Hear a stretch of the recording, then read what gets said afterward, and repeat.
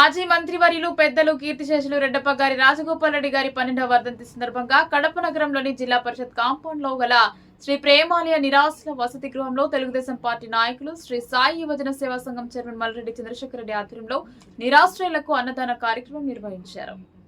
ఈ కార్యక్రమంలో BJP 9వ division incharge మరియు రాష్ట్ర బీజేపీ నాయకులు బత్తల పవన్ కుమార్ ముఖ్య అతిథులుగా పాల్గొని అన్నదాన కార్యక్రమం నిర్వహించారు. ఈ సందర్భంగా బత్తల పవన్ కుమార్ మల్లిరెడ్డి చంద్రశేఖర్ రెడ్డి మాట్లాడుతూ దివంగత మహానాయకుడు మాజీ మంత్రివర్యులు రెడ్డప్ప గారి రాజగోపాల్ రెడ్డి గారు ఉమ్మడి కడప జిల్లాలోనే కాదు రాష్ట్ర రాజకీయాల్లో చెరగని ముద్ర వేసుకున్న మహానాయకుడు అని, ఆయన దశాబ్దాల రాజకీయ జీవితం పేద ప్రజల కోసం, బడుగు బలహీన వర్గాల కోసం అహర్నిశలు కృషి చేసిన మహోన్నత వ్యక్తి పెద్ద ఆయన రాజగోపాల్ రెడ్డి అని కొనియాడారు. తండ్రి బాటలోనే తనయుడు కడప జిల్లా టీడీపీ రథసారథి మరియు తెలుగుదేశం పార్టీ పొలిట్ బ్యూరో సభ్యులు రెడ్డప్ప గారి శ్రీనివాసరెడ్డి గారు మరియు వారి సతీమణి కడప శాసనసభ్యురాలు రాష్ట్ర ప్రభుత్వ విప్ శ్రీమతి రెడ్డప్ప గారి మాధవిరెడ్డి రాజగోపాల్ రెడ్డి గారి రాజకీయ వారసులుగా ఆయన ఆశయాలకు అనుగుణంగా వారి బాటలోనే కడప నియోజకవర్గ ప్రజలకు, జిల్లా ప్రజానికానికి నిత్యం నిరంతరం అందుబాటులో ఉంటూ అభివృద్ధికి పెద్దపీఠం వేస్తున్నారని వారు కొనియాడారు. ఈ కార్యక్రమంలో ఎంవి కృష్ణారెడ్డి 9వ డివిజన్ మాజీ వార్డు నెంబర్ భాస్కర్ రెడ్డి, గంగాధర్ ప్రసాద్, నాయుడు, శివశంకర్, పట్టణ నిరాశ్ర వసతి గృహ నిర్వాహకులు